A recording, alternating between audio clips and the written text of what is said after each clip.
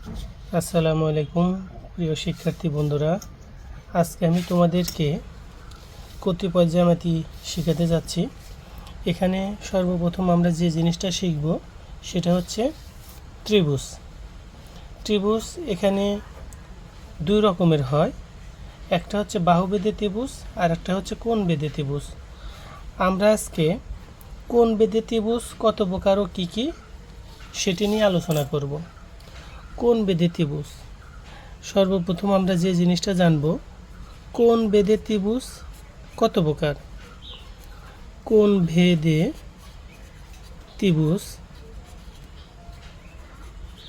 ত্রিভুজ তিন প্রকার।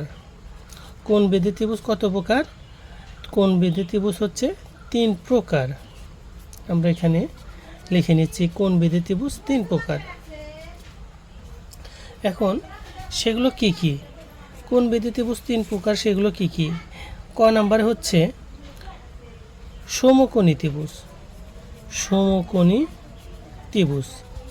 খ নাম্বারে হচ্ছে সূক্ষ্মকোণী ত্রিভুজ, এখানে আমি লিখে নিচ্ছি সূক্ষ্মকোণী ত্রিভুজ। আর গ নাম্বারে হচ্ছে স্থূলকোণী ত্রিভুজ, এখানে আমরা লিখছি স্থূলকোণী ত্রিভুজ, স্থূলকোণী। তাহলে কোণবেধী ত্রিভুজ হচ্ছে তিন প্রকার: সমকোণী ত্রিভুজ, সূক্ষ্মকোণী ত্রিভুজ এবং স্থূলকোণী ত্রিভুজ। এখন সর্বপ্রথম সমকোণী ত্রিভুজ কীভাবে আঁকাতে হয় সেটি আমি তোমাদেরকে দেখাবো।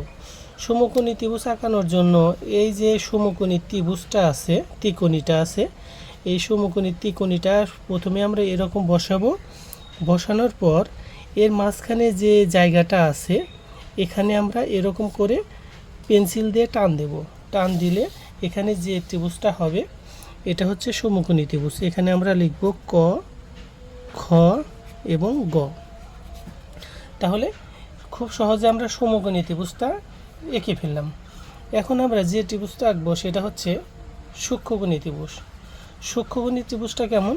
সূক্ষ্মকোণী ত্রিভুজটা যদি আমরা আঁকাতে চাই তাহলে সর্বপ্রথম আমাদেরকে কি করতে হবে? সূক্ষ্মকোণ চিনতে হবে। সূক্ষ্মকোণ কেমন? যে কোণের পরিমাণ 90 ডিগ্রির চেয়ে কম তাকে সূক্ষ্মকোণ বলে। আর এই সূক্ষ্মকোণ দিয়েই আমরা সূক্ষ্মকোণী ত্রিভুজ আঁকব। সূক্ষ্মকোণী ত্রিভুজ আঁকার জন্য আমরা প্রথমে এরকম তিনটা বিন্দু দিয়ে দিলাম, অনেকটা অতএব লেখার মতো। এরকম অতএব লেখার মতো তিনটা বিন্দু দিয়ে দিলাম। দেওয়ার পর আমরা স্কেল দিয়ে এই তিনটা বিন্দুকে একত্রে জুড়ে দেব। স্কেল দিয়ে যদি আমরা এই তিনটা বিন্দুকে একত্রে জুড়ে দেই তাহলে এই ত্রিভুজটা হবে সূক্ষ্মকোণী ত্রিভুজ। এখানে সূক্ষ্মকোণী ত্রিভুজটা আমরা এঁকে ফেললাম। এখন এখানে আমরা লিখব ক, খ, গ, ক, খ, গ। তাহলে এখানে ক, খ, গ।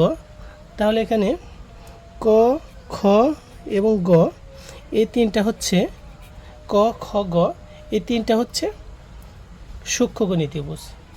এখন যদি আমরা স্থূলকোণী ত্রিভুজ আঁকতে চাই তাহলে কিভাবে আঁকবো একটু খেয়াল করো। এখানে আমরা তিনটা অতএবের মতো করে তিনটা বিন্দু দিয়ে আমরা সূক্ষ্মকোণী ত্রিভুজ এঁকেছিলাম। এখন কি করব?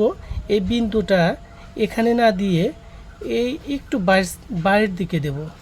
বাইরের দিকে দেওয়ার পরে আমরা যখন এই তিনটা বিন্দু একসাথে জুড়ে দেব তখন সেটা স্থূলকোণী ত্রিভুজ হয়ে যাবে। এখান থেকে এখানে এবং এখান থেকে এ পর্যন্ত আমরা এটাকে জুড়ে দেব। তাহলে এটা স্থূলকোণী ত্রিভুজ হয়ে গেল। এখানে আমরা লিখব ক, খ এবং গ। এখানে এই অক্ষরগুলো আমরা ক, খ, গ না দিয়ে আমরা এ, বি, সি দিতে পারি, পি, কিউ, আর দিতে পারি, এম, এন, ও দিতে পারি। যে কোনো তিনটা অক্ষর দিলেই হবে। এভাবে আমরা খুব সহজেই জ্যামিতিগুলো শিখব। এর পরবর্তী ভিডিওতে এখানে আমরা শিখব হচ্ছে বাহুবেধী ত্রিভুজ কত প্রকার ও কী কী। আজকে আমরা শিখলাম কোণবেধী ত্রিভুজ কত প্রকার ও কী কী। পরবর্তী ভিডিওতে আমরা শিখব বাহুবেধী ত্রিভুজ কত প্রকার ও কী কী, এবং সেখানে সংজ্ঞাসহ বিস্তারিত আলোচনা করা হবে। ধন্যবাদ।